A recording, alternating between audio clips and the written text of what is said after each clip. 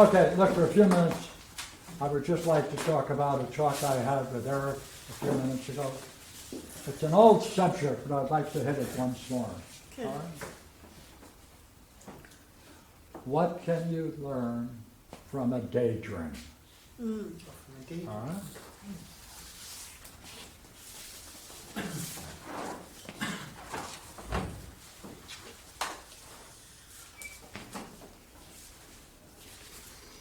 There are four things that are terribly important about every single daydream that you have to recall.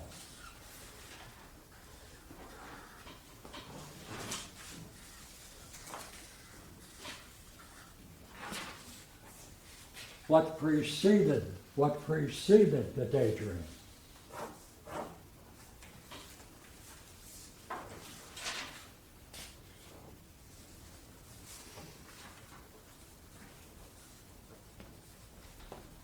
What was it like after it was over?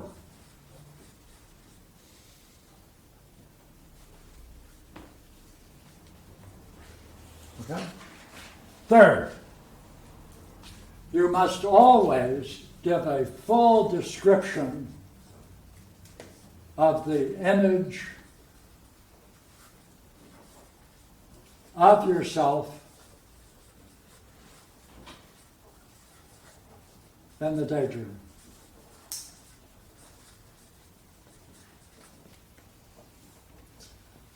Full description of yours. Of the image of yourself. You must describe carefully the image of yourself that occurs in the first opening of the daydream where you appear.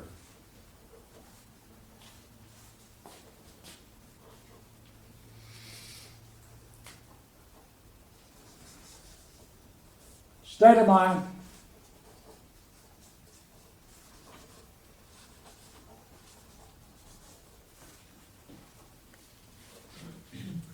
Next. Every daydream ends in a failure.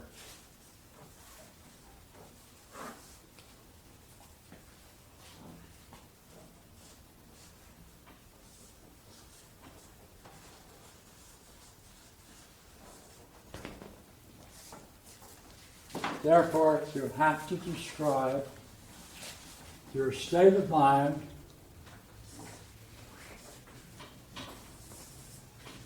what it was like after the daydream. Write it out. Describe it in detail. Now, notice, we don't care about the story of the daydream. It is of no importance. That's what I call the drama.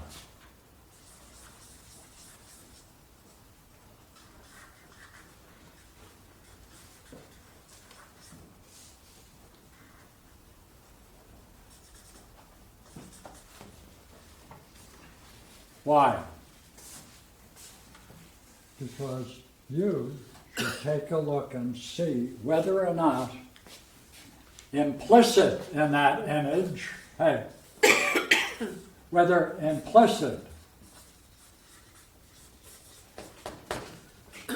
in that image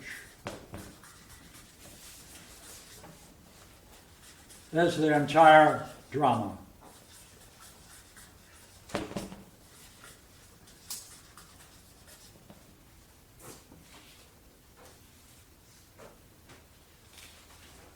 Therefore, a daydream is of vital importance because it's telling you that this image that occurs in daydreams, you want to discover where it comes from and its history, right?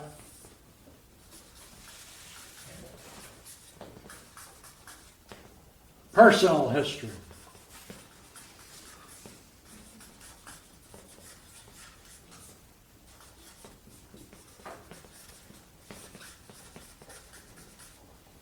Where does it come from? You want to see where it gets its power, you see. And you'll only discover that if you go back to its origin. So it's what is the personal history of that image?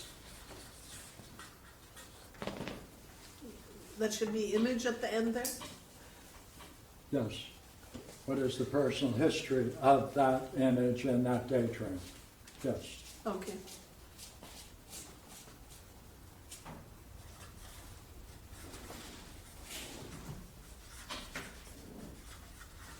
That's where it gets its power. Yeah, yeah. So, they're vitally important. They're always telling us something important about ourselves that you want to reflect upon so you can see. Because wherever this image plays itself out in your life, you know what that means? That means you are setting up in your mind patterns of behavior. And you can just step into them in reality, whether you like it or not. Since you've been training yourself through daydreams what to do. They're always dangerous because they come out of that image.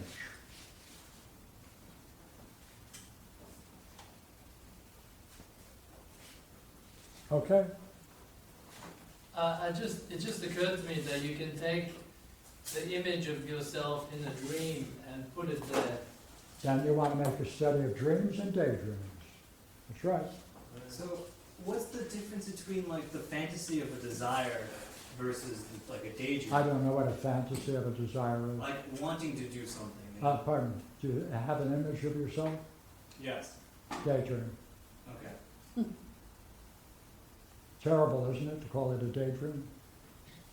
No. Good. Refreshing? I think I'm just having to Pardon? to make a difference between like an almost automatic plan versus a daydream. Oh, that's easy. Daydreams never have plans that you can follow. Okay. Okay. Because it'll leave out what you have to do to go up those steps. Okay, Couple questions, Pierre.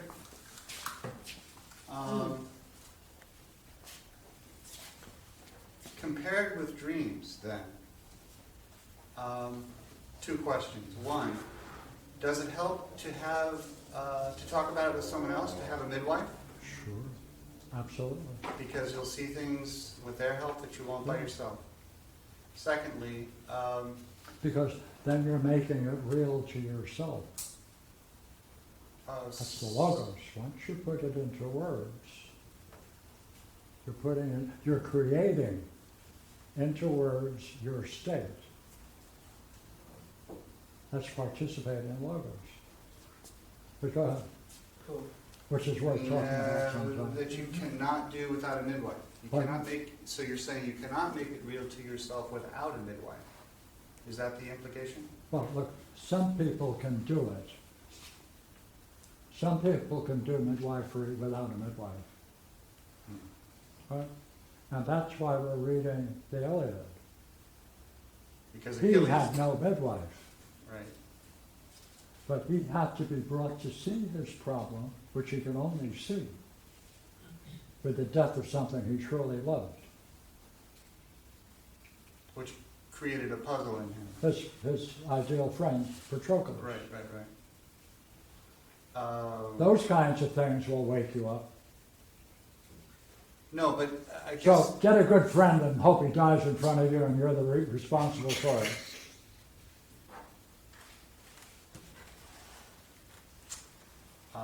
the part But you that's... know what?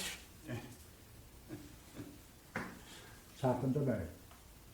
So I'm talking out of experience. Go on. No, Damn you.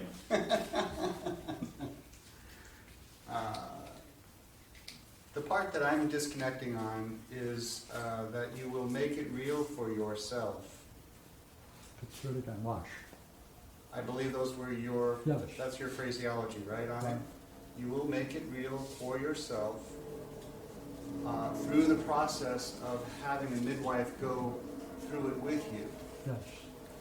See, the reason why we need a midwife is the way you're going to think is going to be using the very terms that are suspect in your own reasoning. And someone else is more likely to spot that. Oh, than you. personal language you mean. Yeah, I see, that you would not pick up. But I'm still missing the connection. It's probably pretty obvious, but I'm missing it. How does that bring you to making it real for yourself? I guess I'm not really sure what What you that mean by that. yeah, yeah, that's the problem with logos. Putting words on it. No, that's not the hard part. Say, offhand, have you ever had the experience of would it like to have said something to your father and your mother? Yeah, sure. Oh, would it have made any difference if you had put them into words?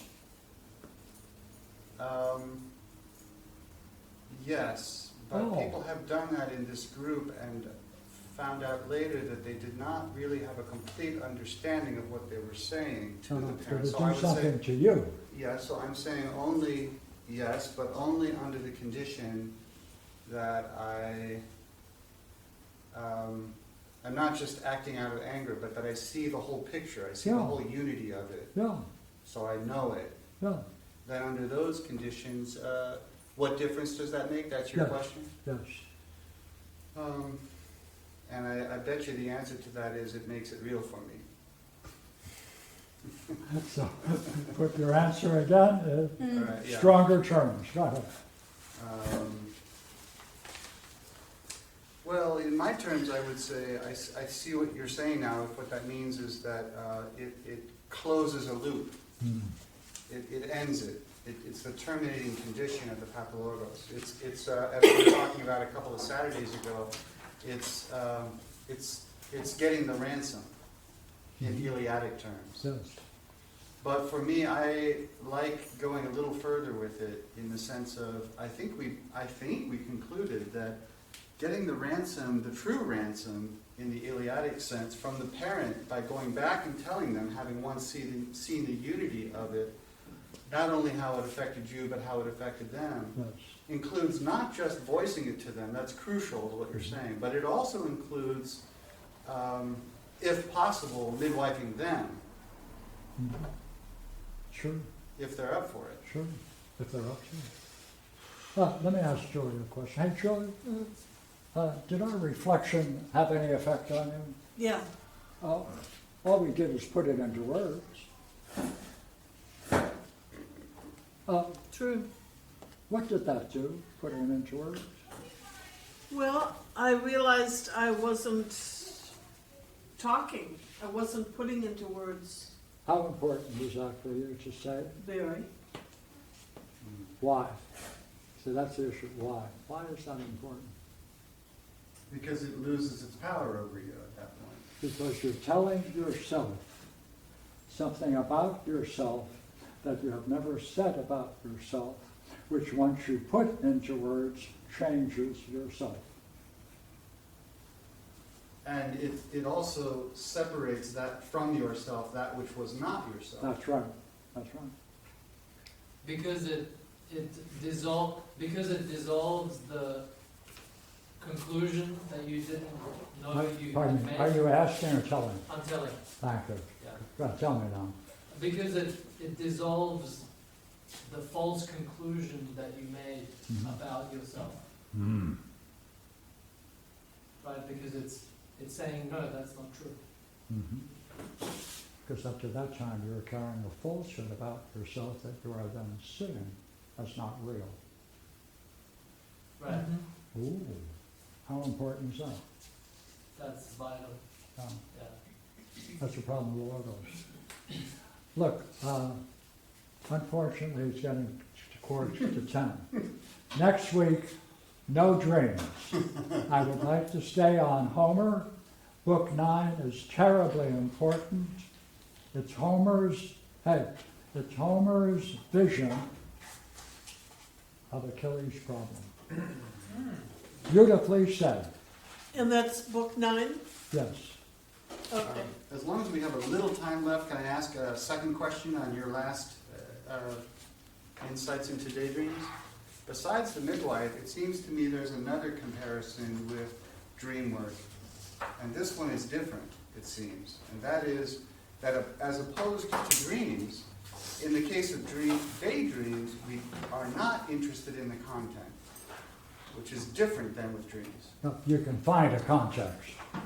Content. You can't find one if you ask, What you're calling the story or the drama. where does this show up in your life? Yes. Yeah, but absolutely. But you can also do that with dreams, Oh, sure. right? Where does it happen the last couple of days? Oh, yeah. Or is it the last state of They're mind? But together. my question is, what is so different about daydreams, qualitatively different, that the content is of no importance at all? Like, for you to say the content or the story or the drama has no importance at all is to say that there is no analogical or metaphorical information to be mined from it, as opposed to a dream. You can find it if you want. The point is, the important thing is to recognize where it comes from. It comes from that image. Yes, you might do all kinds of things with a drama. But you see, very often, people might have daydreams that they don't want to talk about. Well, sure. You don't just forget about the content. Let's just do it this way. Sure. Then they'll be able to see whatever problem they do have You can that still- they don't want to talk about, Right. the image that produced it. But suppose, okay, so I see where you're going with that. You're just saying you can midwife someone and they don't have to get into the embarrassing part or whatever. Yeah. They can still go back and look on their life or Sure. the state of mind. Oh, yeah. However, if you were working on it with yourself afterwards, much like you can with a dream, you could still go back, and now that you get the main state of mind and the main image and where it's been in your life, Okay. now you could go back to the content and say, Okay. does that shed That's what any this is. additional light? Say what? That's what this is. See, after that, then you can do a variety of things, Okay. including look for analogies, look for Alright. experiences in one's life. Yeah, oh yeah. All right, thank you. David, That's kind of like in book 9, I was working on it hopefully so that we could talk about it tonight. But it looks like there's a state of mind, inside a state of mind, inside a, well, there's a story, inside a story, inside a story, inside a story. That's There's right. 4. that's right. And by looking at each of the stories and their differences, you can talk about the different states of mind and the different aspects of the problem as it manifests itself in 4 different ways. Sure. But it's not private language. Each of the stories is kind of private language. But what the dynamics inside of each of the stories reveals a further part of a larger problem. Okay. Like, a way to look at book 9 is to say, what would happen if I invited people who knew me, and each one of them knew I had a problem, and they're addressing it, and they're bringing everything they know about me and sharing. That's what's going on in book 9. Line So we have 5. analogies, we have family dynamics, we have history, we have application, also culturally, especially culturally, because in book 9 it becomes clear that everybody there, the whole Trojan army, they know Achilles' problem. They expect it. No one is upset over it. I say, oh yeah, this is what happens to her. Yeah, you're one of those heroes. By the way, at the last moment you'll fight. Of course you won't get any rewards, you won't get any sense of victory. Yeah. So they know it all. Therefore they tolerate someone's problem. I'd like to suggest. and watch it play itself out. I'd like to suggest around line 520 that he mentions, he specifically states that there's a tradition of stories about Milagros. uncontrolled justice-related anger Yep, and its consequences, yep, which can be appeased through persuasion right. and payment. See, you got it. That's where we're going. Okay? So, unless you have some dream that seems urgent, right? We're going to spend the time on Homer and compare especially 9 and 11 if we have enough time. Do we have Saturday?